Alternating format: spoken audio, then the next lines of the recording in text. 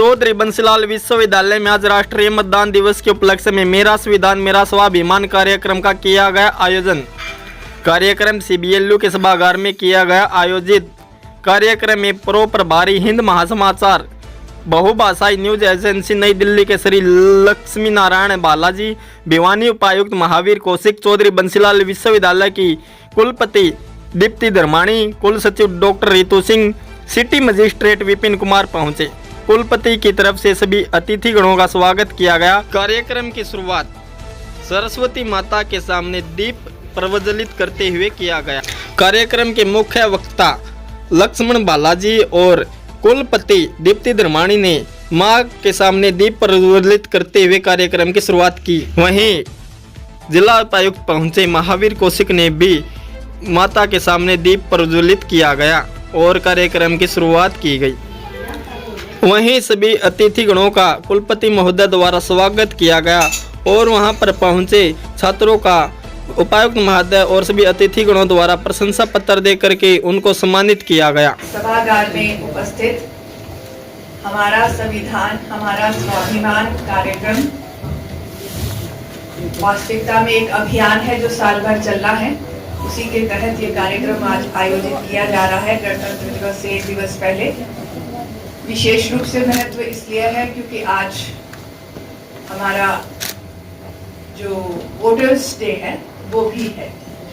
तो इस कार्यक्रम में उपस्थित हमारे मुख्य वक्ता माननीय श्री लक्ष्मी नारायण जी भाला, हमारे इस कार्यक्रम के मुख्य अतिथि हमारे अपने अजीज deputy commissioner Shri Mahavir ji, CTM साहब, पूर्व सूचना आयुक्त मेरे पति भी हैं श्री भूपेंद्र धर्माणी, आप सबका स्वागत है। उसके साथ साथ स्वागत है विद्यालयों से आए टीचर्स साहिबान का, वहाँ के विद्यार्थियों का जो हमारे आज के मेहमान हैं विशिष्ट, और मेरी फैकल्टी, मेरे साथी, जो भी कार्य मैं करती हूँ वो उन्हीं के माध्यम से है। ऐसा माना गया है कि भगवान ने हमें एक शरीर दिया है, लेकिन ये शरीर जो है अपने आप में कुछ नहीं, केवल एक माध्यम है, एक मीडियम है। तो मेरा जब इंस्टीट्यूशन चलता है तो ये भी एक ऐसी व्यवस्था है जिसमें उसकी जो फैकल्टी है वो उसके बहुत ही महत्वपूर्ण अंग हैं, और हर अंग जो है सही काम करता है तो एक अच्छे कार्यक्रम का आयोजन होता है और एक अच्छे विद्यालय, महाविद्यालय या विश्वविद्यालय का चलन होता है। तो वो सभी मेरी बाजू हैं, सभी मेरी आंखें हैं, सभी मेरे कान हैं और सभी मेरी वाणी है। उन सबको भी मेरा बहुत बहुत अभिनंदन है। और इस विश्वविद्यालय की जो प्राणवायु है, जो इसको हमेशा युवा ही रखेगी, कभी बूढ़ा नहीं होने देगी, यहाँ की युवा शक्ति है। उन सब को भी मेरा कोटि कोटि अभिनंदन।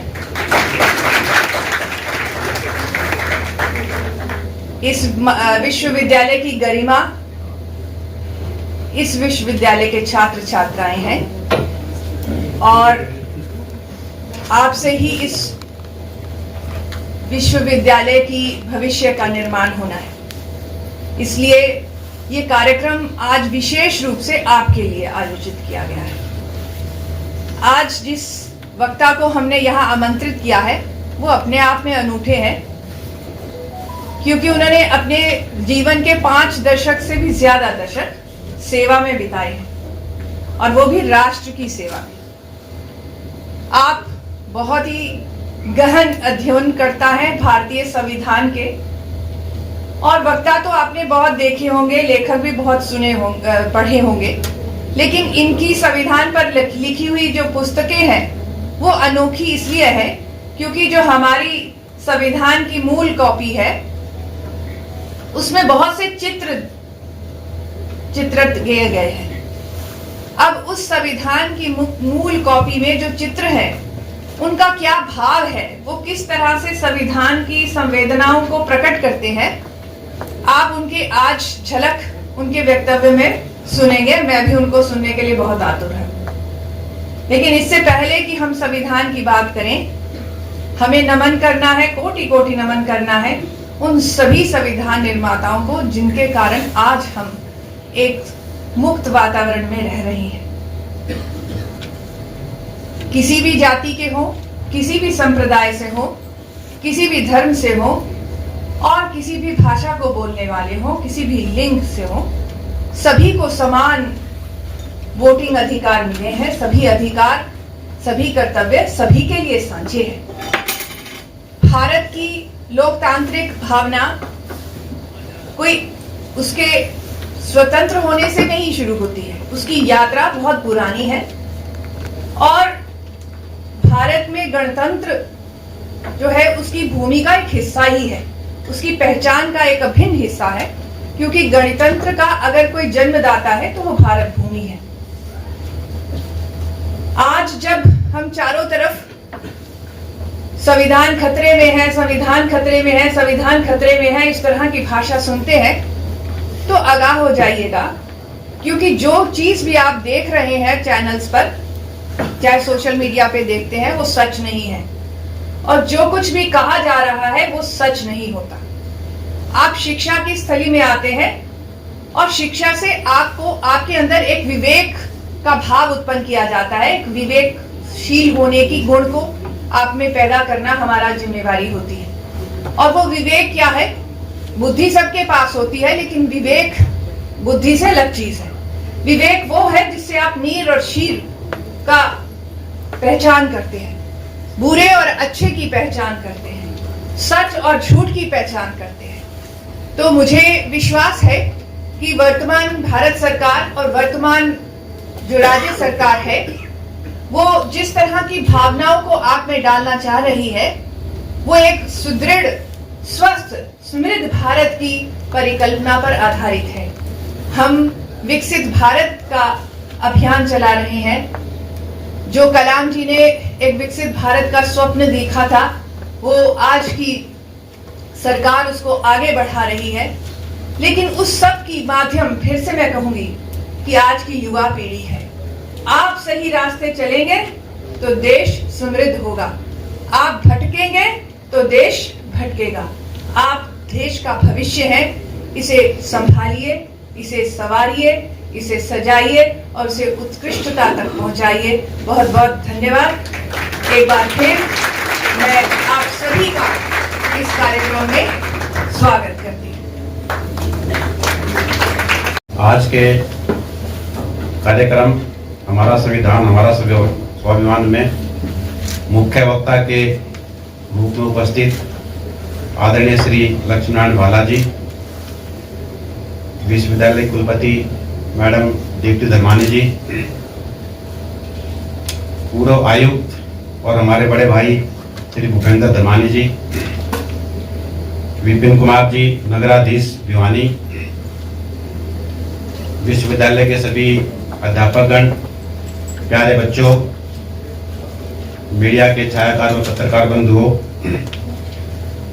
सबसे पहले तो आप सभी को मेरा सादर नमस्कार। उसके बाद में विश्वविद्यालय प्रबंधन का विशेष तौर पर कुलपति मैडम का धन्यवाद करता हूं कि आज का जो प्रोग्राम है, जो जिला प्रशासन द्वारा किया जाना था, तो वो जिम्मेदारी मैडम ने अपने कंधों पर ली और ये जो आज का जो कार्यक्रम है इसका आयोजन किया। इसके लिए मैं तहे दिल से मैडम का धन्यवाद करता हूं।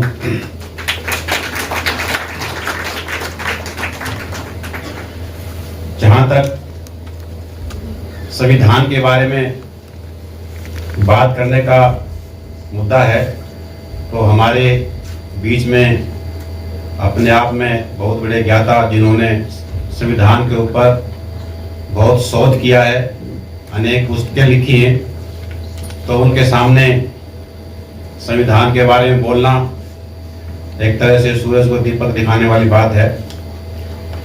लेकिन जो दो चार बातें मैं मेरी जानकारी में हैं वो मैं आपसे शेयर करूंगा।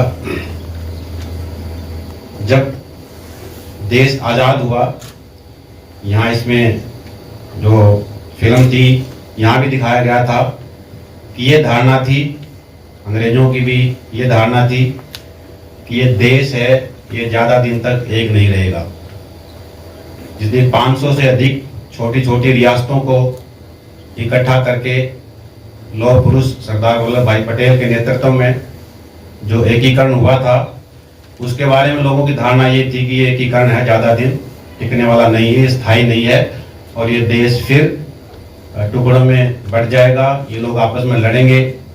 इसमें इतनी विभिन्नताएं हैं कि ये देश एक ही नहीं हो सकता। हम सभी जानते हैं, अगर हम कश्मीर से लेकर कन्याकुमारी तक देखें, गुजरात से लेकर नागालैंड तक देखें, तो हमारे देश में इतनी विभिन्नताएं हैं, मतलब हर तरह की विभिन्नताएं हैं। अगर हम धर्म की विभिन्नताएं देखें, जाति की विभिन्नताएं देखें, क्षेत्र की देखें, तो यानी इतनी विभिन्नताओं के होते हुए देश जो एक टिका हुआ है, उसके पीछे एकमात्र जो कारण है वो हमारा संविधान है। जो हमारा संविधान है उसने देश को इतने सालों तक एक करके रखा हुआ है और खाली एक नहीं किया, और हम जो देश है हमारा वो दिन दुगनी रात चुगनी उन्नति कर रहा है, तरक्की कर रहा है।